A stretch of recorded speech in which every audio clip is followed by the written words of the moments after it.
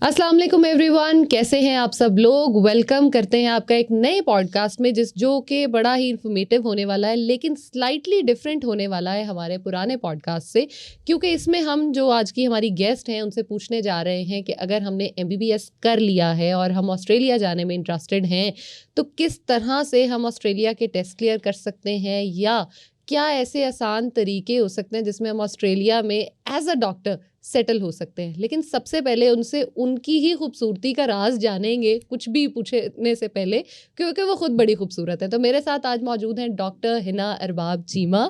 अस्सलाम वालेकुम, कैसी हैं आप? वालेकुम अस्सलाम, अल्हम्दुलिल्लाह। ज़ैनब, आप कैसी हैं? अल्हम्दुलिल्लाह, मैं भी बिल्कुल ठीक ठाक हूँ। तो ये बताइए कि सबसे पहले तो मैं थैंक यू करना चाहूँगी कि आपने हमें ज्वाइन किया आज, और जैसे मैंने इंट्रो में भी कहा है, तो अपनी खूबसूरती का राज हमारे साथ सबसे पहले शेयर करें। ज़ैनब, हाँ। आपने खूबसूरती का राज पूछा है। बस मुस्कुराएं, खुश हाँ। रहें और दूसरों को खुश रखें। ओह माय गॉड, ये एक सबसे मुश्किल आई गेस फेज है, दूसरों को खुश रहने देना, क्योंकि खुद तो हर बंदा ही कोशिश कर लेता है। नहीं, बस मैं यही कहना चाहूँगी कि अगर आप दूसरों को खुश रखते हैं तो ऑटोमेटिकली अल्लाह ताला आपके लिए आसानियाँ पैदा करता है और आप खुद भी मुस्कुराते रहते हैं, खुश रहते हैं।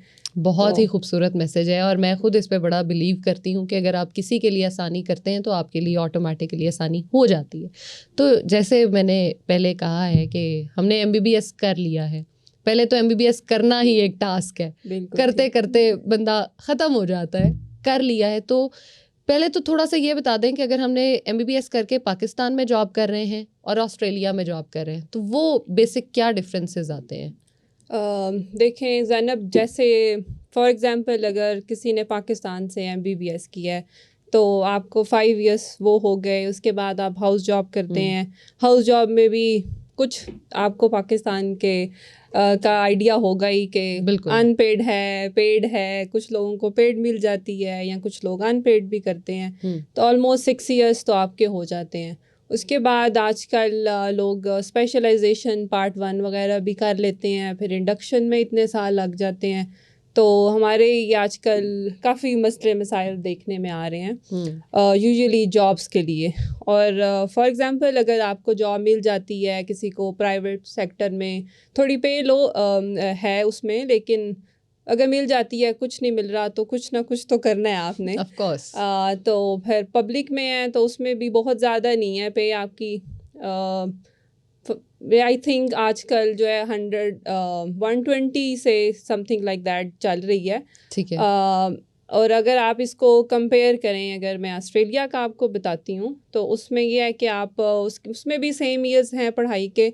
ऑफ कोर्स महंगा है अगर आप उधर MBBS करते हो, एक्सपेंसिव है वो, लेकिन बाद में आपके पास ये इश्यूज नहीं आएंगे कि आपको जॉब नहीं मिल रही। उनके ग्रेजुएट्स निकलते हैं फ़ौरन से, उनके लिए जॉब्स हैं और पेड हैं वो, और बड़ी अच्छी पे मिलती है। उसके बाद जैसे हम लोग इसके लिए एक टर्म यूज़ करते हैं ऑस्ट्रेलिया में, IMGs, जिसको कहते हैं इंटरनेशनल मेडिकल ग्रेजुएट्स।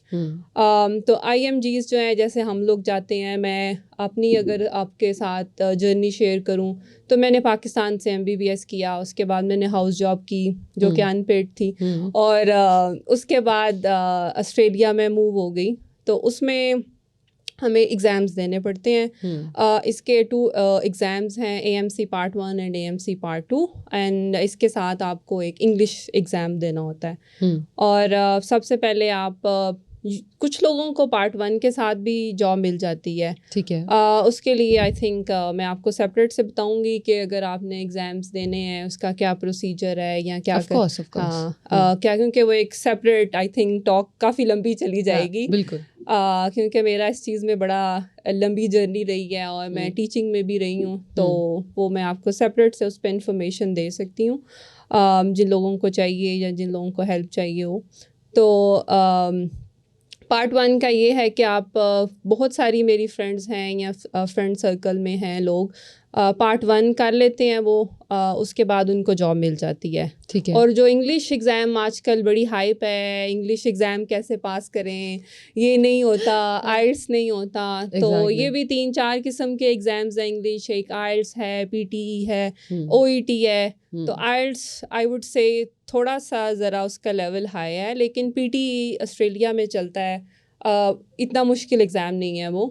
उसमें कुछ टिप्स एंड ट्रिक्स हैं जो आप फॉलो करते हो, आपका अच्छा स्कोर आ जाता है, और वो आपको जॉब से पहले चाहिए होता है। ये नहीं कि आपको, जैसे अगर आप कंपेयर करो इसको USMLE जो कि अमेरिका का है या UK का प्लैब है, उनके लिए आपको IELTS या इंग्लिश एग्ज़ाम पहले चाहिए होता है। ठीक है। लेकिन ऑस्ट्रेलिया का ऐसा नहीं है। ठीक है। आपको ये जॉब से पहले चाहिए होता है। आप अपने एग्ज़ाम्स दें, आप अपना इंग्लिश एग्ज़ाम दें, उसके बाद वो हो गया, फिर आप जॉब्स के लिए अप्लाई करें।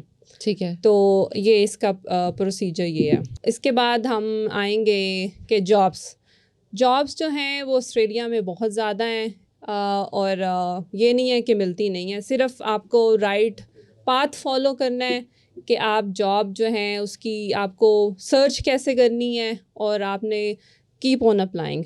ठीक है, आप देखें रीजनल एरियाज़ में, रूरल एरियाज़ में बहुत ज़्यादा जॉब्स हैं, क्योंकि यूजुअली लोग प्रेफर करते हैं कि हम मेट्रोपॉलिटन में रहें और वहाँ पे जॉब करें, फैसिलिटीज़ ज़्यादा हैं, या हम लोग वहाँ से गए हुए हैं तो हम कहेंगे भाई यहाँ हल्ला गुल्ला है, मेट्रो एरिया में चीज़ें हैं, हर चीज़ की अवेलेबिलिटी है। लेकिन ऑस्ट्रेलिया में रीजनल एरियाज़ भी बहुत ज़्यादा डेवलप्ड हैं। अगर आप रहोगे आपको बड़ा मज़ा आएगा उधर भी रहने का, और जॉब अपॉर्चुनिटीज़ बहुत ज़्यादा हैं, और पे का भी डिफरेंस नहीं है। Even if you go more rural and regional तो आपकी लाइफस्टाइल चीपर हो जाता है और अर्निंग आपकी सेम रहती है, ज़्यादा हो जाती है। ज़्यादा हो जाती है। जैसे GP सेटिंग्स हैं, आपको ज़्यादा पे करते हैं, बेनिफिट्स आपको ज़्यादा मिलते हैं।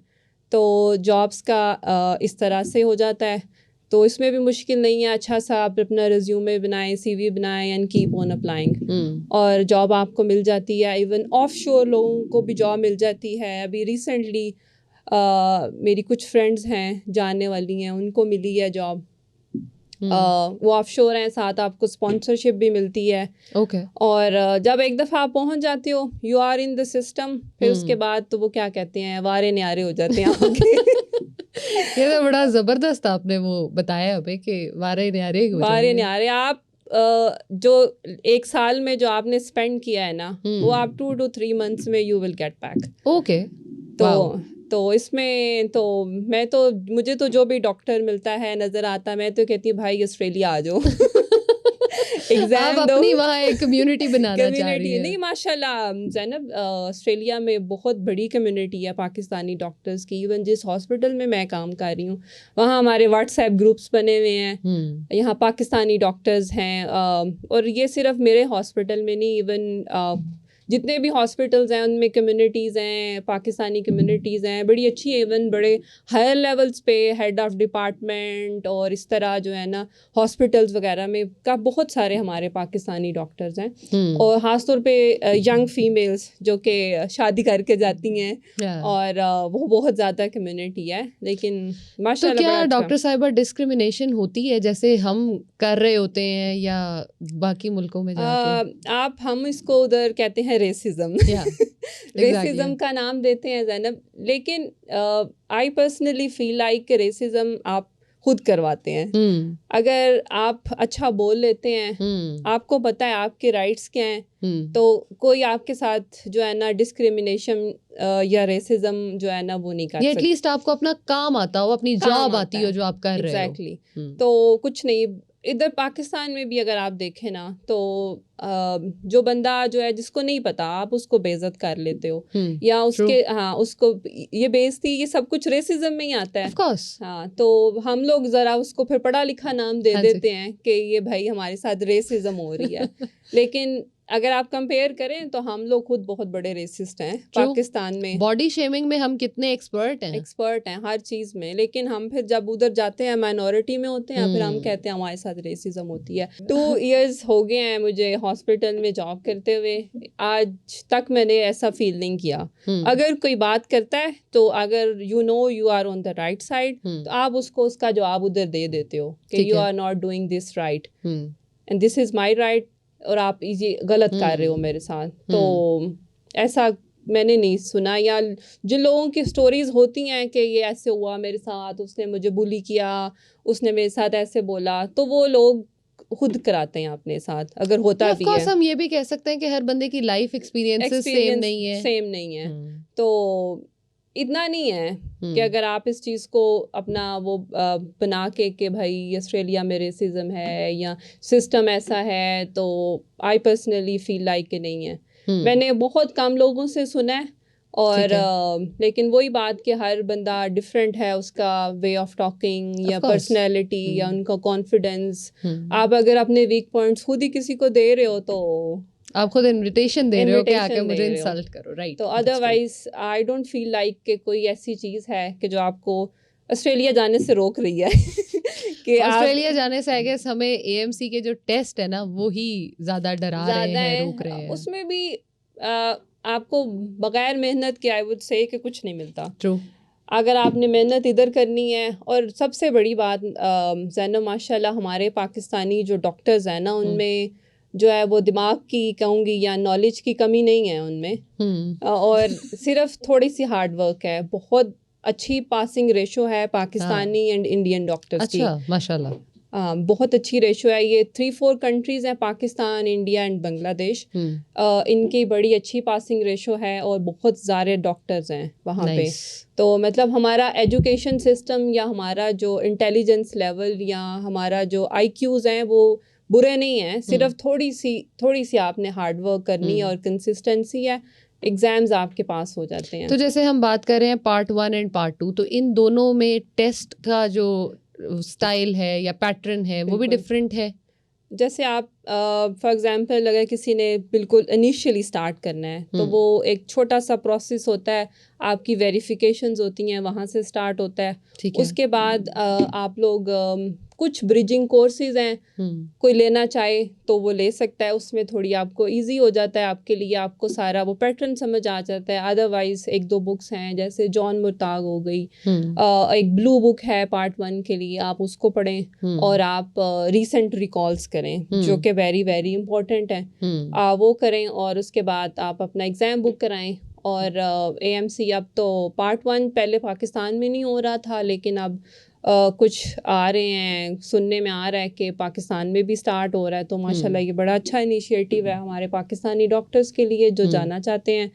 और अदरवाइज़ कुछ कंट्रीज़ हैं जैसे टर्की है, इंडिया है, इन सब में हो रहे हैं। तो आप ऑस्ट्रेलिया जाके भी दे सकते हैं, लेकिन अगर थोड़ा बजट में रह के आपने देना हो तो आप दे सकते हैं। ऑफ कोर्स वो तो हम वीज़ा इश्यूज वगैरह भी फेस करते हैं, बजट इश्यूज भी हम फेस कर रहे होते हैं। एग्जैक्टली ऐसे ही है। और पार्ट 1 दें आप अपना, उसके बाद आप इंग्लिश एग्ज़ाम दे दें और जॉब्स अप्लाई करना शुरू कर दें। ठीक है। ऑफ शोर बैठ के करें, अगर आप ऑन शोर हैं तो आपके लिए और ज़्यादा इजी है, लेकिन ऑफ शोर भी डिफ़िकल्ट नहीं है। अगर किसी को पता है कि कैसे करना है या कौन कौन से हॉस्पिटल्स हैं, सब में अप्लाई करें तो उन बहुत ज़्यादा शॉर्टेज है हमारे पास। इवन एक गुड न्यूज़ अभी कल परसों में ही आई है कि जो क्लिनिकल एग्ज़ाम है, जो पार्ट 2 जिसको कहते हैं, उसमें पहले था कि आपने 14 में से 10 स्टेशन पास करने हैं, अब उन्होंने कह दिया कि 9 स्टेशन वाला भी पास है। ओके, दैट्स तो nice. It means it shows actually कि दे नीड डॉक्टर्स। उनके पास जॉब्स हैं लेकिन डॉक्टर्स नहीं हैं। कि अगर वो थोड़ी सी लीनियंसी शो कर रहे हैं तो इसका मतलब है कि they need doctors in the system. जब आप एक दफ़ा सिस्टम में चले जाते हो तो फिर आपको बाहर नहीं निकाल सकते। लेकिन ऑफ कोर्स उसके लिए भी आपको एक एफर्ट करनी पड़ती है, पहले चीज़ें सीखनी पड़ती हैं। एग्जैक्टली। तो जब हम पाकिस्तान से स्पेशली ऑस्ट्रेलिया मूव करते हैं तो हमारी लाइफ ऑलरेडी चेंज हो रही होती है, फिर हमारा जो एक जॉब का सिस्टम है वो बदल रहा होता है। तो हमारे पाकिस्तानी हॉस्पिटल्स में और ऑस्ट्रेलिया के हॉस्पिटल्स में कोई क्या ज़्यादा फ़र्क है काम का, या क्या? काम का डिफरेंस नहीं है ज़ैनब, प्रोसीजर्स या आप कहें कि इंसानी जो डिजीज़ हैं वो तो वही हैं, लेकिन थोड़ा है हम सिस्टम को वहाँ ज़्यादा फॉलो करते हैं। अच्छा। इन अ सेंस के वहाँ गाइडलाइंस हैं आपके, इवन कुछ हॉस्पिटल्स की गाइडलाइंस होती हैं जिसको फॉलो करते हैं और कुछ ओवरऑल होती हैं।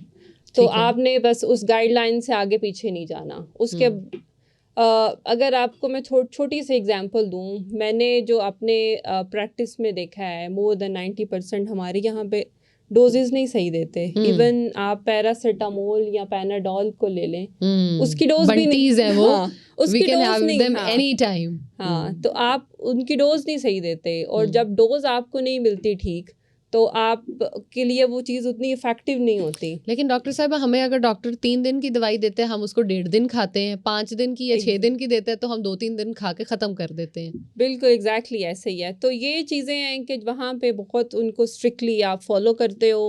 आपका सारा सिस्टम, आपके हेल्थ रिकॉर्ड सिस्टम होता है उनके पास कंप्यूटर में, ठीक तो है। आपको पता होता है अच्छा इसको ये मैंने एंटीबायोटिक इस दिन प्रिस्क्राइब की थी, सिस्टम में होता है इस बंदे ने ये खाई है, अब नेक्स्ट टाइम ये आ रहा है तो इसने ये वाली दिया, इसके साथ इफेक्टिव था, अब ये वाली मैंने देनी है। तो हर चीज़ एक सिस्टम में है। एक बेसिकली जो ज़्यादा डिफरेंस आई वुड से कि है वो है सिस्टम। हमारे पाकिस्तान में सिस्टम नहीं है। अदरवाइज डॉक्टर्स भी बहुत अच्छे हैं, हर चीज़ बहुत अच्छी है, लेकिन एक मैनेजमेंट सिस्टम और एक हॉस्पिटल के प्रोसीजर्स या प्रोटोकॉल्स जो है ना उसको फॉलो नहीं होता। तो इन सिस्टम्स में डिफरेंस है। अदरवाइज हमारे लिए मुश्किल, यहाँ अगर आपने कुछ 2 साल मार खाई हुई है तो वहाँ जाके आप बड़े सक्सेसफुल अपनी मर्जी से आप प्रोसीजर्स कर रहे हो, इधर कर रहे हो, आपके ज़रा कहते हैं हाथ खुल जाते हैं। तो ये वहाँ पे थोड़ी सी होती है कि आपको प्रोसीजर्स या प्रोटोकॉल्स या अंडर सुपरविजन काम करना पड़ता है कुछ देर के लिए। तो अदरवाइज ये कुछ हैं जो डिफरेंसेस मुझे नज़र आए हैं।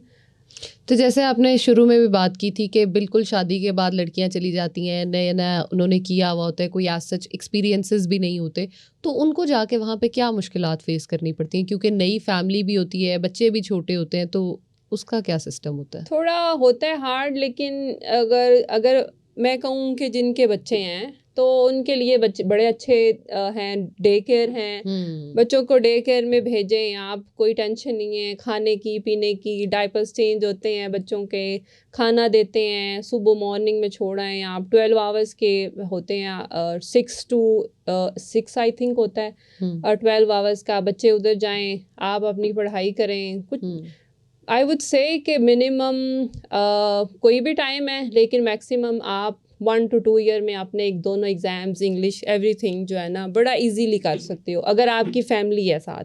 ठीक है। तो अगर फैमिली नहीं है, जो यंग लड़के हैं या लड़कियां हैं, न्यूली मैरिड हैं, बच्चे नहीं हैं, तो उनके लिए तो और ज़्यादा इजी है। वो तो आप 1 साल के अंदर सब कुछ करके और आराम से बस अपनी डॉलर्स कमाएं। लेकिन अगर डॉक्टर साहब हम गए हैं, हमने टेस्ट भी क्लियर कर लिए हैं, जॉब नहीं मिल रही, तो जॉब का कैसे कर सकते हैं? मैंने ऐसा कोई बंदा नहीं देखा अभी तक, क्योंकि मैं बहुत सारे, क्योंकि मैं टीचिंग भी करती रही हूँ। ये जो स्टूडेंट्स हैं जिन्होंने आते हैं एग्ज़ाम्स की प्रिपरेशन करते रहे हैं, उनके लिए अभी भी मैं part time sometimes as a examiner जाती हूँ।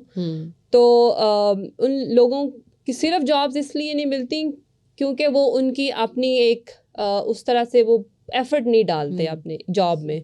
CV नहीं सही से बनाएंगे, या अगर CV है भी, एक जॉब अप्लाई करेंगे उसको फॉलो अप नहीं करेंगे, या एक जॉब अप्लाई करके डिसार्ड हो जाएंगे, या मेरा इंटरव्यू नहीं अच्छा हुआ तो ये मुझे जॉब नहीं मिली, छोड़ देंगे, जॉब मिलती नहीं है, ऐसे होता है वैसे होता है। अगर मैं आपको बताऊं तो मैंने जॉब अप्लाई नहीं की और मुझे जॉब मिल गई। ओह वाओ, ये तो आप अपने आप को ना एक लकीएस्ट इंसान आप हमें बता रही हैं, लेकिन स्टिल आपको on a serious note Zainab, ये सिर्फ मैं नहीं हूँ, मैं बहुत सारे और लोगों को भी जानती हूँ कि आपने जॉब अप्लाई नहीं की, आपको मिल गई है job. How is that possible? आपने वो इस तरह होता है कि जैसे मैं जॉब कर रही हूँ, आप मेरी बड़ी अच्छी फ्रेंड हैं हॉस्पिटल में, मैंने आपको रेफर कर दिया, उन्होंने कहा अपनी फ्रेंड को कहीं आप अपनी CV भेज दें, मैंने CV भेज दी। उन्होंने इंटरव्यू भी फॉर्मल सा लिया मेरे से कि भाई प्रॉपर उस तरह आपका इनफॉर्मल सा इंटरव्यू है, और बस ठीक है आपको हम जॉब दे रहे हैं, कि वो देख लेते हैं कि ये बंदा जो है ना कैपेसिटी है या नहीं है। एक जूम पे छोटा सा इंटरव्यू होता है, और जो प्रॉपर फॉर्मल इंटरव्यूज होते हैं उसमें भी कोई बड़े वो उस तरह के इंटरव्यूज नहीं होते। आप थोड़े से क्वेश्चंस होते हैं, उनको प्रिपेयर कर लो और That's it. लेकिन जैसे आजकल हम देख रहे हैं कि UK में सैचुरेशन बहुत ज़्यादा है, इवन US में भी सैचुरेशन डॉक्टर्स की बहुत ज़्यादा है, तो उसके कंपैरिजन में आप फिर ये कह रही हैं कि Australia is far more easier कि आप जाओ, जाके सेटल हो, अपनी जॉब करो और आप उसको परस्यू आराम से कर सकते हैं। एग्जैक्टली सिर्फ मुझे थोड़ा सा जो चीज़ नज़र आती है वो शायद इसलिए पाकिस्तानी इतने नहीं जा रहे, बल्कि वो ये है कि एक थोड़ा सा एक्सपेंसिव है ये एज़ कम्पेयर टू MLE और प्लैब, और दूसरा ये है कि अभी शायद पाकिस्तान में इसका सेंटर नहीं था पार्ट 1 का। क्लिनिकल तो वैसे ही अब ऑनलाइन होता है, उसकी तो कोई टेंशन ही नहीं है। ठीक है, पार्ट 1 का था, अब वो भी सुनने में आ रहा है कि very soon there will be a centre in Pakistan. जितनी मर्जी तैयारी कर लें, स्पेशली इन टेस्ट की जिसने हमने बड़ा अच्छा पे किया हुआ हो, उसमें हमें डर बड़ा लग रहा होता है करने में, तो उसका क्या हाल है? ये तो ज़ैनब, अगर मुझे लगता है आप किसी KG या नर्सरी के बच्चे से भी पूछे उसको भी एग्जाम का डर तो उसको होगा। हाँ। तो ये आई थिंक एक नेचुरल सी बात है। अगर आपने प्रिपरेशन की हुई है तो थोड़ा सा स्ट्रेस आपको होता है। तो लेकिन मैं इसमें जो है ना कहूँगी कि अल्लाह पे भरोसा रखें। अगर आपने मेहनत की हुई है तो आपकी राय गानी जाएगी। वो अल्लाह ताला आपको उसका कहीं ना कहीं आके उसका जो है ना अजर या उस चीज़ का सिला आपको मिल जाता है। तो इस चीज़ पे मेरा तो बड़ा स्ट्रॉन्ग बिलीव है कि आप अपनी मेहनत करें। इसीलिए आपको जो है ना घर बैठे जॉब मिल गई थी, क्योंकि आपका अल्लाह ताला पे यकीन है और बिल्कुल ऐसे ही है, यही होना भी चाहिए। मुझे तो चले घर बैठे मिल गई, लेकिन job is not very hard. आप एग्जाम्स क्लियर करें, जॉब्स आपके घर बैठे मिलेंगी। अच्छा, पाकिस्तान में जो हमें डॉक्टर्स को पे मिल रही होती है, क्या इसका कंपैरिजन हम कुछ कर सकते हैं कि उतना, या क्या? मैं तो कहूँगी ज़ैनब आप कंपैरिजन कर ही नहीं सकते। अच्छा, अगर वेरी रफली अगर मैं कहूँ तो जितना यहाँ पे एक पब्लिक सेक्टर में एक बंदा महीने में कमा रहा है, आप उधर जो है ना हाफ डे में या इन अ डे अर्न कर लेते हो। That's very nice. एंड उससे बढ़ के ज़ैनब उधर हमारे पास लोकम की अपॉर्चुनिटीज़ होती हैं। जब आपको जनरल रजिस्ट्रेशन मिल जाती है वो आपको 1 साल के बाद मिल जाती है। फॉर एग्जांपल वहाँ पे डॉक्टर्स का जो हॉस्पिटल में है वो पर आवर मिलता है आपको। Let's suppose you are getting $50 per our, normal जो आप जॉब कर रहे हैं। लेकिन अगर आप लोकम कर रहे हैं you can earn up to $300 per hour. Amazing. And that's very common in Australia कि आप लोग जॉब पार्ट टाइम कर रहे हैं। पार्ट टाइम में भी आपके पास ऑप्शंस हैं, 2 days a week, 3 days a week, 4 days a week, और बाकी लोग लोकम करते हैं। लेकिन डॉक्टर साहबा, ये तो कन्वर्जन अगर हम करते हैं तो हमें लगता है कि ओ वाओ, तो Australia is not that cheaper to live. Of course आप अपना लाइफस्टाइल अपग्रेड करते जाते हो जैसे जैसे आप पैसे कमाते हो, तो वहाँ पे अपने लाइफस्टाइल को मेंटेन करने के लिए आपको कितना टाइम जो है वो जॉब करनी पड़ती है, या कितने आवर्स, अगर if you are family of 2 और फैमिली ऑफ 3, एक छोटा बच्चा है, तो कितना आपको करना पड़ता है उसमें? इसमें भी ज़ैनब अगर आप सिंगल हैं तो ऑफ कोर्स आपके एक्सपेंसेस कम होंगे, लेकिन अगर आपके साथ आपका पार्टनर है, जैसे मैं कह रही हूँ मेजॉरिटी अगर लड़कियों को मैं देखूं तो ऑफ कोर्स पार्टनर जॉब्स कर रहे हैं। और जो आप सिंगल अर्निंग में अगर आपकी एक एवरेज अगर ऑस्ट्रेलिया में देखा जाए, ऑफ कोर्स जो डॉक्टर्स हैं वो टॉप 5% में आते हैं इनकम के लिहाज से, लेकिन अगर एवरेज देखा जाए कि पार्टनर कोई एवरेज जॉब कर रहा है तो उसमें आपके घर के एक्सपेंस और चीज़ें आपकी सारी जो है वो चल जाती हैं, और जो वाइफ अर्न कर रही है वो आपकी सेविंग्स हैं ऑल इन ऑल। तो इस तरह से आप मैनेज कर लेते हो। तो उसमें अच्छा, ये तो हो गई हमारे एग्ज़ाम की बात और चीज़ों की। आई होप अब हम सभी ऑस्ट्रेलिया जा रहे हैं वेरी सून, और हम बहुत सारे डॉक्टर्स पाकिस्तानी वहाँ पर देखना चाहेंगे। अच्छा, उसमें अगला एक जो क्वेश्चन मेरे माइंड में बहुत ज़्यादा आता है सुनने में भी, वो ये है कि पाकिस्तान में हम बड़ी डिफरेंट तरह की डिजीज़ेज़ देख रहे होते हैं, जो कि शायद हमारे इलिटरेसी हम कह सकते हैं, या जो छोटे पानी खड़ा हो गया उसकी वजह से डायरियल डिजीजेज, इस तरह की बहुत सारी हम देखते हैं। तो क्या यही सेम डिजीजेज हम वहाँ पे भी देख रहे होते हैं लोगों में?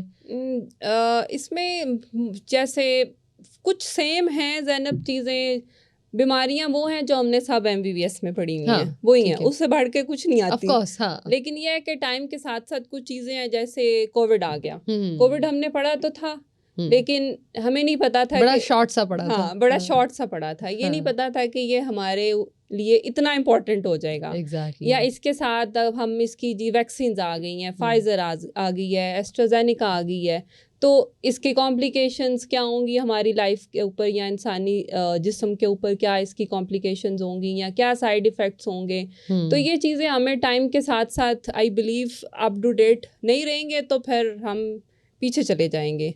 तो ये चीज़ें हमें करनी पड़ती हैं, लेकिन यूजुअली चीज़ें सेम है। लेकिन अगर देखा जाए कि कुछ एनवायरनमेंट के अकॉर्डिंगली, जैसे स्किन डिजीज़ काफ़ी हैं ऑस्ट्रेलिया में, स्किन कैंसर है, वो भी यूवी लाइट की वजह से। उसके बाद हमारे पास आ जाता है ये एज़मा है, एलर्जीज़ हैं बहुत ज़्यादा। आई थिंक वो भी एक एनवायरमेंटल फैक्टर है, लेकिन वो चीज़ें हमारे पास पाकिस्तान में भी हैं। Of course. हाँ, तो ये बहुत सारी चीज़ें, डिफरेंस नहीं है, इतना ज़्यादा नहीं है, लेकिन कुछ चीज़ें वहाँ they are very common in Australia. लेकिन पाकिस्तान में कहूँगी कि थोड़ी सी कम है। लेकिन ये नहीं है कि आपको समझ ही नहीं आ रही कि अब ये कौन सी बीमारी आ गई है जो हम इधर पढ़ रहे हैं, और भाई ये तो पाकिस्तान में हमने कभी नाम भी नहीं सुना था। अच्छा, जैसे कहते हैं कि पाकिस्तान में जो दवाइयाँ मिल रही होती हैं वो इतनी अच्छी नहीं होती, हमें बाहर से मंगवा कर इस्तेमाल करनी चाहिए, तो आपका इस पे टेक क्या है कि क्या हमें बाहर से मेडिसिन, चाहे वो ताकत की है, बहुत सारे ब्रांड्स हैं जो हमें ज़ुबानी याद हैं कि हम ये ताकत की गोली मैंने खानी है, ये मैंने दर्द के लिए खानी है, और बाहर से मंगवा कर ही खानी है, is it effective hair? Zainab, इसमें अगर आप मेडिसिन्स को देखें तो ये बात हमारे कभी वहाँ पे रहते हुए जहन में आई नहीं कि ये मेडिसिन ठीक नहीं होगी।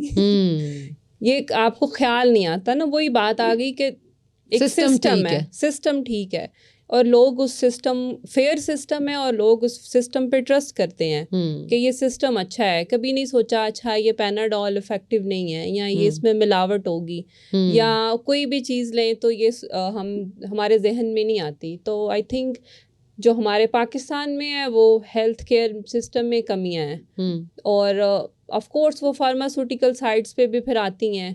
तो अगर तो कोई अफोर्ड कर सकता है या मंगवा सकता है, वो भी थोड़े से हमारे पाकिस्तानी लोग होंगे, कुछ परसेंट हैं। अदरवाइज मेजोरिटी को देखें तो वो लोग तो वही खाएंगे जो उन्हें मिलेगा, इजी अवेलेबिलिटी होगी। तो ये चीज़ें हैं। अगर हमारा मुल्क में किसी चीज़ की कमी नहीं है, मैं कहूँगी ये है कि सिर्फ थोड़ा सा हम खुद दुरुस्त हो जाएं और थोड़ी सी कोशिश करें। लेकिन डॉक्टर साहिबा, जैसे यहाँ पे कहा जाता है कि जी दूध प्योर नहीं है, गोश्त प्योर नहीं है, आपको खाना ठीक नहीं मिल रहा, जिसकी वजह से भी बहुत सारी चीज़ें हम फेस कर रहे होते हैं, तो क्या ये खाना वहाँ पर आपको ठीक मिलता है?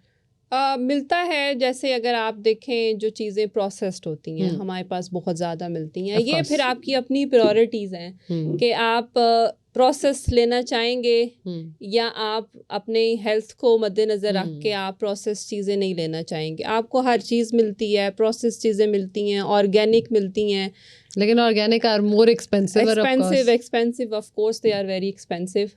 लेकिन वही बात, क्या इधर भी आप पाकिस्तान में अगर देखें, हम कंपेयर करते हैं, जो लोग गांव में रहते हैं दे कैन ग्रो, वो अपनी उनको खेतों में उगा के खा सकते हैं। ऑर्गेनिक फूड है। ऑर्गेनिक फूड क्या होता है? ये होता है कि आप उसको फर्टिलाइजर्स यूज़ नहीं करें, तो रिफाइंड नहीं है वो। डॉक्टर साहिबा, ये तो आपने बताया जो फ्रेशली ग्रेजुएट्स होते हैं उनके लिए, लेकिन बहुत सारे ऐसे लोग हैं जिन्होंने पाकिस्तान में बहुत सारा काम किया, काफ़ी सालों का एक्सपीरियंस है, इवन FCPS लोगों ने कर लिए हुए, स्टिल वो कोई बहुत एक्स्ट्रा ऑर्डिनरी अर्न नहीं कर रहे, तो अगर क्या वो ऑस्ट्रेलिया जाना चाहते हैं तो they are back to square one, या क्या करेंगे वो? ज़ैनब, इसमें ऐसे है कि आप पाकिस्तान में डॉक्टर हो, किसी भी लेवल पे हो, ठीक है, तो आप ऑस्ट्रेलिया में जाके कामयाब हो सकते हो। ठीक है, अगर आपने स्पेशलाइजेशन की हुई है पाकिस्तान में, फॉर एग्जांपल गायनी है, मेडिसिन है, रेडियोलॉजी है, आई नो मैनी पीपल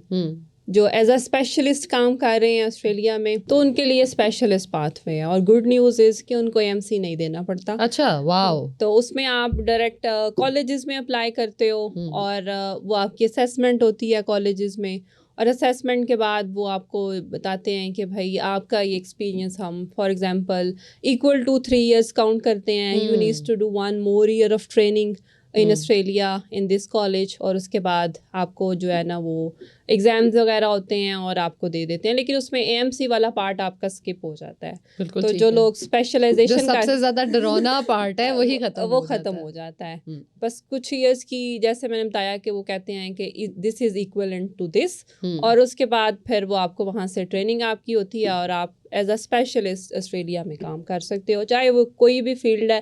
थोड़ा कंपटीशन होता है, वो तो हर जगह पे होता है। इसमें थोड़ा सा मुश्किल है एज कम्पेयर टू कि आप स्टैंडर्ड पाथवे जो कि AMC है उसमें आओ, क्योंकि इसमें कंपटीशन ज़्यादा है। तो वो भी ज़रा आई वुड से कि ज़रा जो ब्रेन्स है ना उनको लेना चाहते हैं स्पेशलिस्ट पाथवे में, तो लेकिन उनके लिए भी नाउमीदी नहीं है।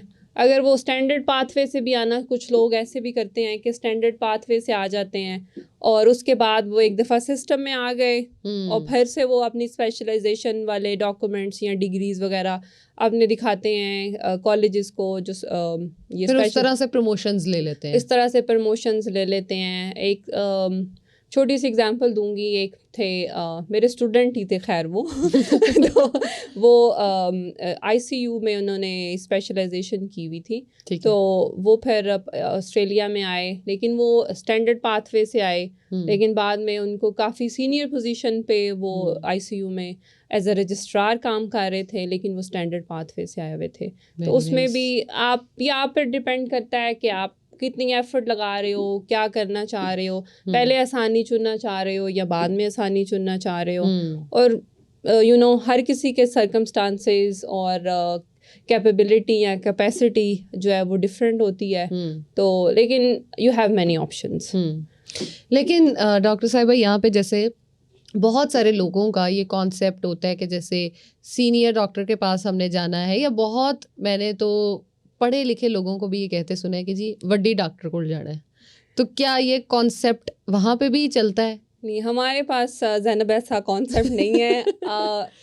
जैसे कि ऑलरेडी हमने डिस्कस किया कि लोग ट्रस्ट करते हैं कि system is fair, they believe in doctors कि ये डॉक्टर है, अगर ये हमारे यहाँ काम कर रहा है, किसी शक्ल सूरत का है या किसी भी उसकी बैकग्राउंड है या जो भी कल्चर है, दे ट्रस्ट यू। और वो नहीं कहते कि हमने जी भाई ये छोटा है, इसकी एज कम है, इसके पास एक्सपीरियंस नहीं है, तो बस जो आप कहते हो दे एग्री टू दैट और उसको वो फॉलो करते हैं। सही। तो लेकिन हमारे पास भी स्पेशलिस्ट, थोड़ा सा सिस्टम पाकिस्तान से डिफरेंस है।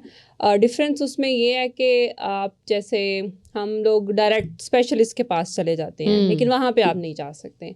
एक GP है जिसको जनरल प्रैक्टिशनर कहते हैं, आपने उसके पास जाना है, जो कि जैसा कि आपका फैमिली डॉक्टर होता है, आप उसके पास जाओगे, वो जो देखेगा वो आपको उसके अकॉर्डिंगली ट्रीट करेगा। अगर उसको लग रहा है कि ये ऐसा काम है, जैसे कोई गायनोकोलॉजिकल इश्यूज हैं, वो फिर आपको स्पेशलिस्ट का रेफरल देगा, लेटर देगा, और फिर आप जो है ना स्पेशलिस्ट के पास आप खुद नहीं जा सकते। आपने आप रिकमेंडेशंस पे चलोगे। अदरवाइज फिर अगर इस तरह होगा तो मेरे ख्याल से वो ये है कि लोग सिस्टम को अब्यूज़ ना करें। जो स्पेशलिस्ट होते हैं ऑफ कोर्स उनकी फ़ीस बहुत ज़्यादा होती है, या इस तरह की चीज़ें, उनके उस तरह से पेज भी ज़्यादा होती हैं as compare to general practitioner या अदर डॉक्टर्स। लेकिन हमारा तो यहाँ पाकिस्तान में रहते हुए ख्याल ये है कि जितने लोग ऑस्ट्रेलिया में रहते हैं वो फ्री डॉक्टर्स के पास जाते हैं, कोई पैसे नहीं देते। जी बिल्कुल ऐसे ही है ज़ैनब, हमारे general practitioner all and all free हैं। जैसे कि कोई भी आपको छोटा मोटा मसला है, आपने जाना है, फीवर है या कुछ भी है, ब्लड टेस्ट कराने हैं, फ्री हैं। लेकिन जो स्पेशलिस्ट हैं उसमें सब फ्री नहीं है। उसमें भी हमारे पास है एक बल्क बिलिंग जो कि पब्लिक सेक्टर पे होती है। तो जो बल्क बिल्ड स्पेशलिस्ट, कुछ प्राइवेट हैं स्पेशलिस्ट, कुछ बल्क बिल्ड हैं। जैसे डेंटल है, तो डेंटल जो है ना वो ऑल एंड ऑल प्राइवेट है, वो आपने जो भी करना है अपनी पॉकेट से पे करना है। डेंटल कराने के लिए पाकिस्तान आ जाए। लेकिन बच्चों के लिए वहाँ पे अंडर 18 जो है ना उसमें आपको वो एक कैप देते हैं कि आई बिलीव $1,000 हैं, वो आप विद इन 2 years यूज़ कर सकते हो बच्चों के लिए। यूजुअली बच्चों के इश्यूज होते हैं, डेंटल कैरीज हो गई, इस तरह की चीज़ें, या रेगुलर चेकअप्स हो गए आपके। इस तरह हम ये बात कर रहे थे कि कुछ चीज़ें जो हैं वो प्राइवेट हैं और कुछ जो हैं वो आप बल्क बिलिंग या पब्लिक या फ्री हैं वो। ठीक है। तो स्पेशलिस्ट में हैं कुछ ये चीज़ें। हॉस्पिटल में आप जाते हो, हॉस्पिटल आपका ऑल एंड ऑल फ्री है, सर्जरीज आपकी फ्री हैं, सर्जिकल जितनी भी इमरजेंसीज हैं आपकी, जैसे अपेंडिक्स हो गया, आपकी फ़ौरन से सर्जरी होनी है उसके लिए, तो ये चीज़ें फ्री हैं आपके लिए। बिल्कुल ठीक है। डॉक्टर साहब, यहाँ पे जैसे हमारा हाइड्रा फेशियल्स हैं और जितने भी हमारे ये आ रहे होते हैं अंडर, जो जिसका दिल चाहता है वो लेज़र करने बैठ जाता है, जिसका दिल चाहता है वो हाइड्रा, इवन अब तो हम देखते हैं कि ब्यूटी पार्लर्स में भी ये फैसिलिटीज़ अवेलेबल हैं। तो क्या इज़ इट अलाउड, या क्या ये हर बंदा कर सकता है? और अगर यहाँ पे कोई बंदा ऐसा बना हुआ है प्रैक्टिशनर और वो वहाँ जाके क्या ये प्रैक्टिस कर सकता है?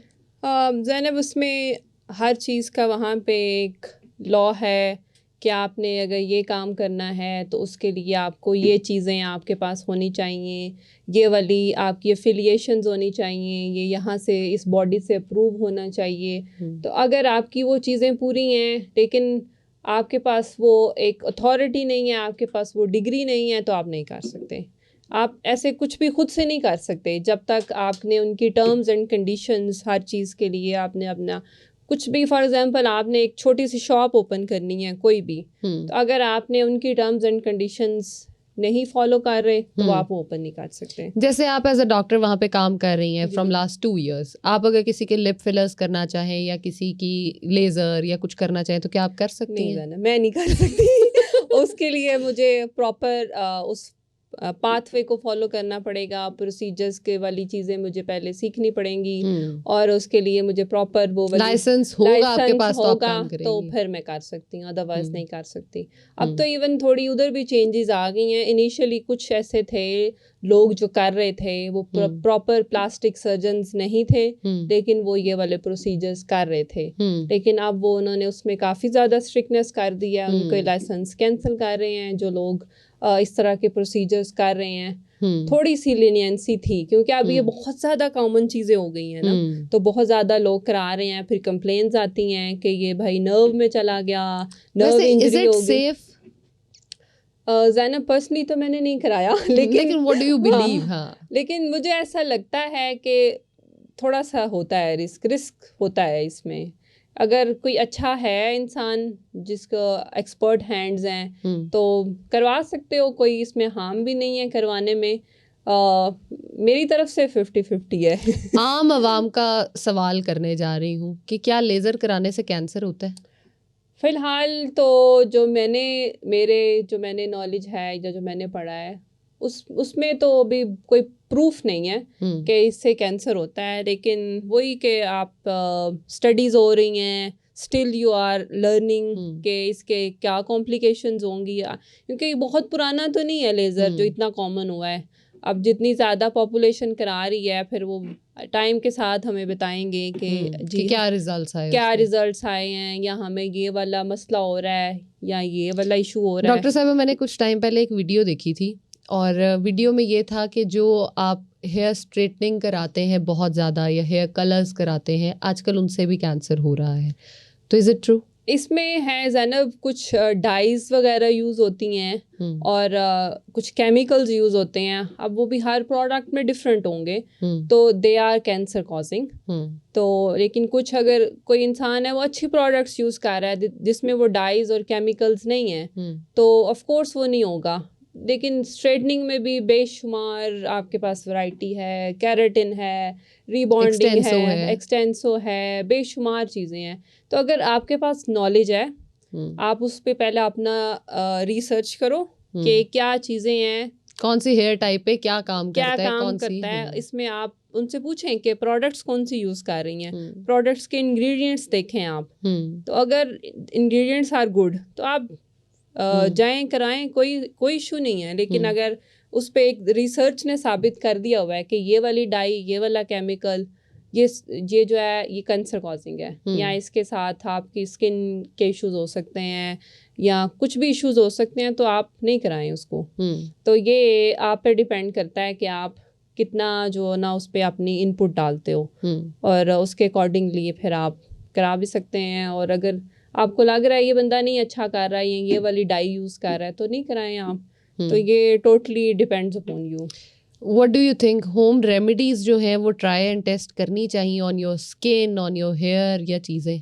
होम रेमेडीज़ में आप जैसे नेचुरल चीज़ें हैं, कुकम्बर यूज़ करते हैं लोग, पोटैटो यूज़ करते हैं, तो मेरा पर्सनली ये है कि इसमें कोई हार्म नहीं है। जो एक नेचुरल चीज़ है ना, वो अगर आपको फ़ायदा नहीं दे रही तो आपके लिए कोई नुकसान भी नहीं देता। तो उसमें नहीं, जैसे मैंने देखा है लोग बनाना मास्क यूज़ करते हैं, तो पर्सनली आई फील लाइक कि इसमें कोई हार्म नहीं है अगर आप यूज़ कर सकते हैं। इवन जैसे स्टमक अपसेट हो गया, आप कहवा वगैरह ले लेते हो, इसबगोल ले लेते हो, तो इसमें कोई हार्म नहीं होता, तो आप ये ले सकते हो। तो जो हम गोलियां बंटीज की तरह खाते हैं जिसमें हमारे पेन किलर्स हैं, तो क्या दे डिस्ट्रॉय और किडनीज और हमें तंग करती हैं? इसमें तो ज़ैनब मैं खुद बहुत परेशान हुई हूँ देख के कि लोग करते क्या हैं लोग करते क्या हैं। एक तो आप को फॉलो नहीं करते, आप जो बता रहे हो वो फॉलो नहीं करते, और दूसरा एंटीबायोटिक्स तो पाकिस्तान में मेजॉरिटी लोग ऐसे खा रहे हैं जैसे आप पैनाडॉल क्या बंटीज ही ले रहे हैं, किसी से बगैर पूछे। मैंने देखा है ये फ्लैजल एक बड़ी कॉमन सी मैंने फ्लैजल, सनफ्लेक्स, उसके अलावा निम्स, आपकी पैनाडॉल, आपकी डिस्प्रिन, एग्जैक्टली किसी से बगैर पूछे हम खुद खा रहे हैं। फ्लैजल खा रहे हैं, अगर पेट खराब हुआ है एक डोज ले ली है, महीने बाद खराब हुआ है एक डोज और ले ली है, तो इससे आप अपने इम्यून सिस्टम को खराब कर रहे हो ना।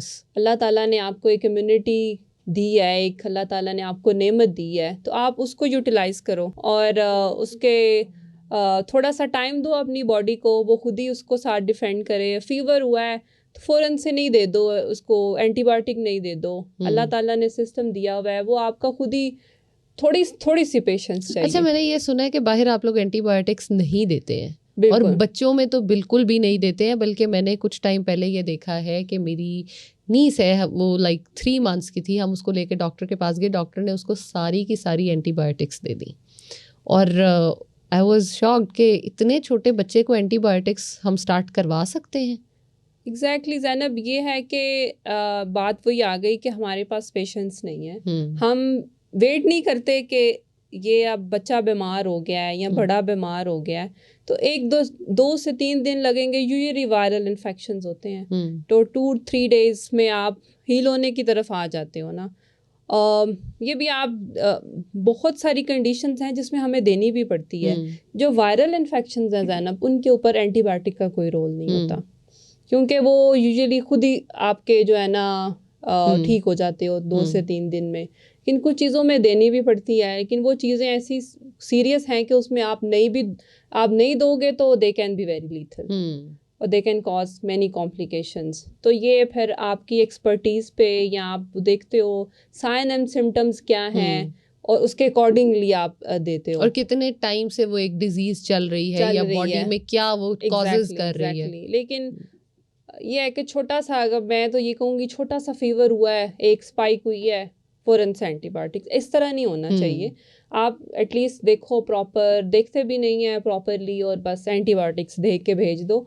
तो मैं अपने अगर बच्चों को देखूं तो मैंने बहुत कम उनको एंटीबायोटिक्स दी हैं, और अपने लिए भी मैंने अपनी फैमिली के लिए मैं मैक्सिमम अवॉइड करती हूँ कि जो मेरे कंट्रोल में है एटलीस्ट उसको तो मैं ठीक रख सकूं। अपना सर्कल ठीक करेंगे तो आहिस्ता आहिस्ता तब्दीली हो सकता है आ जाए। एजुकेट भी करने की कोशिश करती हूँ जितने लोगों को कर सकती हूँ, लेकिन समटाइम्स फिर ये भी समझा जाता है कि ये तो केयर ही नहीं करती क्योंकि ये मेडिसिन नहीं दे रही ना, मेडिसिन नहीं दे रही, इसको शायद केयर नहीं है। लेकिन आइडिया होता है आपको कि ये जो है इतना टाइम लगेगा, आप ठीक हो जाओगे, इस बीमारी से निकल जाओगे, या इतनी सीवियरिटी नहीं है इसकी।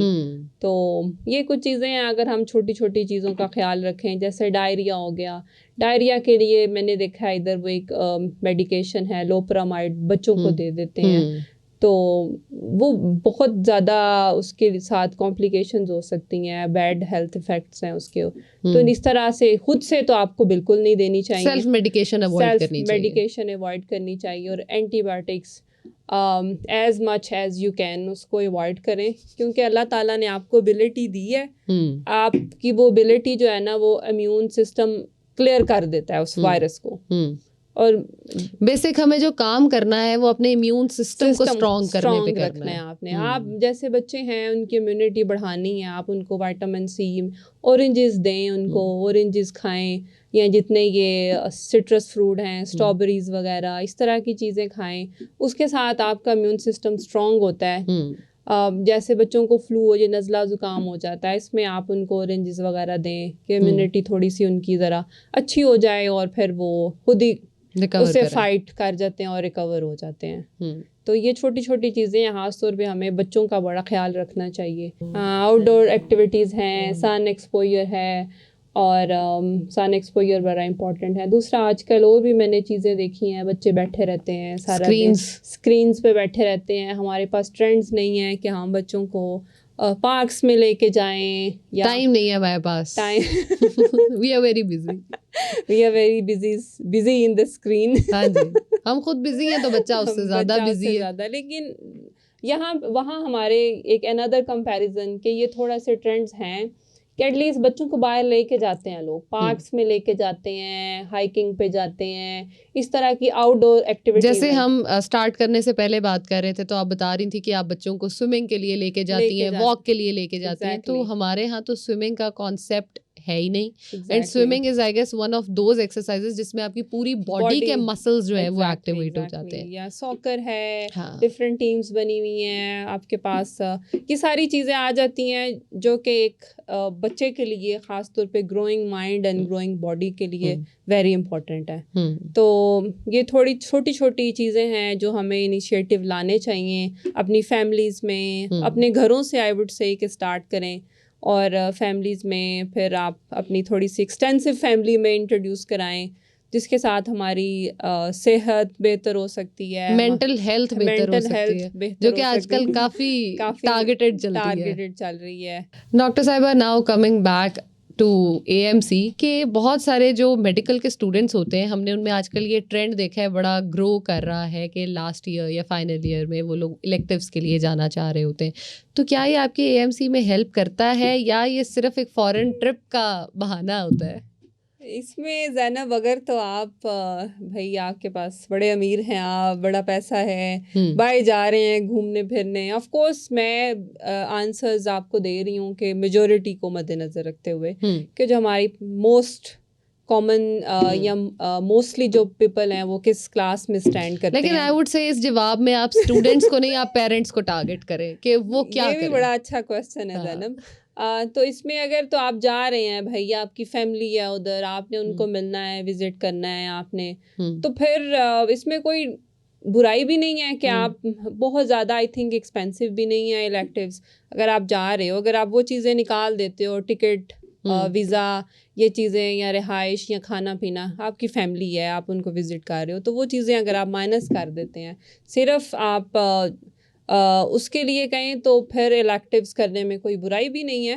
आपको थोड़ा लेकिन सा, we are on point zero, then फिर आई वुड से कि इसका कोई फ़ायदा नहीं है। ओके, कि आपको ये बिल्कुल जॉब सिक्योर करने में इसका कोई पॉइंट नहीं है। वो नहीं पूछते भाई आपने कौन सा उधर जॉब की है, इलेक्टिव किया हुआ है, 2 वीक्स हैं, 3 वीक्स हैं, 4 वीक्स हैं, तो जॉब सिक्योर करने में इसका कोई रोल नहीं है। तो लेकिन आपने अगर दूसरी, जैसे मैंने बात बताई है, उस तरीके से जा रहे हो, तो फिर इसमें बुराई भी नहीं है कि थोड़ा सा एक्सपेंस में आप जो है बहुत कुछ अर्न कर लेते हो, सीख लेते हो, आपको हेल्थ सिस्टम का आइडिया हो जाता है। अच्छा भाई, हॉस्पिटल ऐसा होता है, या इसमें ऐसे करते हैं, मॉर्निंग राउंड्स ऐसे होते हैं, या इस तरह हम पेशेंट्स को अप्रोच करते हैं या जाते हैं, तो उसमें कोई हर्ज नहीं है।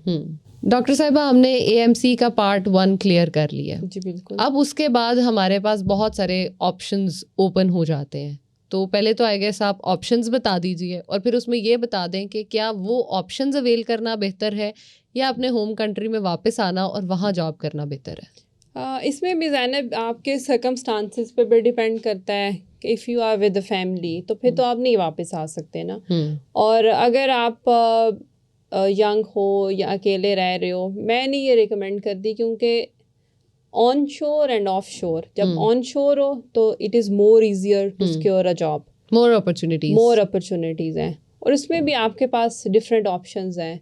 अब काफ़ी सारी एकेडमीज़ हैं वहाँ पे, या जो आपके लिए जैसे ब्रिजिंग कोर्सेज या इस तरह की चीज़ें होती हैं, आप उनके साथ लिंक हो जाओ, आप लोगों को ट्यूशन दे सकते हो AMC के लिए, एग्ज़ाम्स के लिए, बेशुमार आपके पास अपॉर्चुनिटीज़ हैं इसकी टीचिंग में। वैसे भी आप टीचिंग कर सकते हो, जैसे मेडिकल स्टूडेंट्स हैं, आपका कोई सब्जेक्ट बड़ा अच्छा है, आप ऑनलाइन अपनी एडवर्टीजमेंट करो या कर सकते हो। दूसरा, अगर आप पार्ट 1 के साथ हो तो आप क्लिनिकल की तैयारी शुरू करो, आप बैठे नहीं रहो, क्लिनिकल की प्रिपरेशन करो, साइड वाइज आप जॉब्स अप्लाई करते रहो। लेकिन मैंने कुछ आई नो सम पीपल जो कि ऑफ शोर हैं और पार्ट 1 दिया हुआ है और वो इधर से बैठ के टीचिंग कर रहे हैं। और वो बैठे पाकिस्तान में डॉलर्स कर रहे हैं। ये सबसे अच्छा हमें ऑप्शन लगा है आपका इस तो बात में। ये चीज़ें हैं कि आप इस तरह, आपका एक तो नॉलेज भी जो है वो अपडेटेड रहता है, आपको चीज़ें भूलती नहीं हैं। तो आप टीचिंग वाला जो है जॉब, जैसे मैंने आपको बताया कि मैं भी टीचिंग में रही हूँ, तो मैं भी काफ़ी देर अभी तक भी कुछ साइड वाइज जॉब के साथ टीचिंग समटाइम्स। कभी तो मेरे पास टाइम इतना नहीं होता, लेकिन they ask me again and again, तो समटाइम्स फिर जब टाइम मिल जाए तो फिर मैं चली जाती हूँ। तो ये भी एक अच्छी ऑप्शन है, आप अगर करना चाहें तो कर सकते हैं, क्योंकि काफ़ी सारी अब तो बहुत सारी एकेडमीज बनी हुई हैं, उनके साथ आप अटैच हो जाओ, आप लेक्चर्स दो और इस तरह आप you can earn a lot. अच्छा, फाइनेंशियली तो डॉलर्स सुन के बड़ा ही एक मज़े की चीज़ लगी है, लेकिन इन द लॉन्ग रन, ये तो एक शॉर्ट टर्म का हमने प्लान दे दिया ना, इन लॉन्ग टर्म अगर हम बात कर रहे हैं तो क्या ये हमारे क्लिनिकल साइड को इफ़ेक्ट कर रहा होता है? क्योंकि मैंने देखा है कि जब हमें एक अर्निंग की जगह मिल जाती है ना, हमें वो छोड़ना बड़ी मुश्किल लग रही होती है। तो हम टीचिंग में अगर आ गए हैं तो वापस क्लिनिकल में जाना क्या करें? ज़ैनब, जो टीचिंग है वो AMC ही है, और जो क्लिनिकल है ना, जब आप जॉब स्टार्ट करते हो as a junior doctor after passing AMC clinical, तो जो आपने क्लिनिकल में पढ़ा है वही आपने उधर जो है ना वही कुछ कर रहे हो, इम्प्लीमेंटेशन उधर होगी आपकी। तो इसमें नुकसान नहीं है, लेकिन फ़ायदा बहुत ज़्यादा है। ठीक है, क्या आपको चीज़ें याद होती हैं, जैसे फिजिकल एग्जामिनेशन आप कर रहे हो, किसी पेशेंट को चेक कर रहे हो, आइज़ देख रहे हो उसकी, वही कुछ आप पढ़ा रहे हो, क्योंकि आप उनको पढ़ा रहे हो, AMC पढ़ा रहे हो उनको ये नहीं पढ़ा रहे कि आप MBBS की चीज़ें क्या हैं, आप उनको वो तरीका पढ़ा रहे हो कि एग्ज़ाम्स में ये आना है, और वो एग्ज़ाम्स में वही आता है जो वहाँ के उनका जो एग्ज़ाम है। ये भी थोड़ी सी मैं आपको इन्फॉर्मेशन दे देती हूँ। जो AMC एग्ज़ाम है, वो कहते हैं कि हम अपने जो हमारे फाइनल ईयर के ग्रेजुएट्स जब वो पास आउट होते हैं तो उनके इक्वलेंट हमें वो एक सर्टिफिकेट देते हैं, तो वो जो उनकी कैपेसिटी होती है उसके अकॉर्डिंगली, लेकिन कहते वो ये हैं पर ऐसा होता नहीं है। उनके जो एक मेडिसिन का एग्ज़ाम होता है जिसको BPT कहते हैं, स्पेशलाइजेशन के लिए, उनके एग्ज़ाम का 20%, जो कि स्पेशलाइजेशन का एग्ज़ाम है, उनका 20% हमारे AMC में से होता है।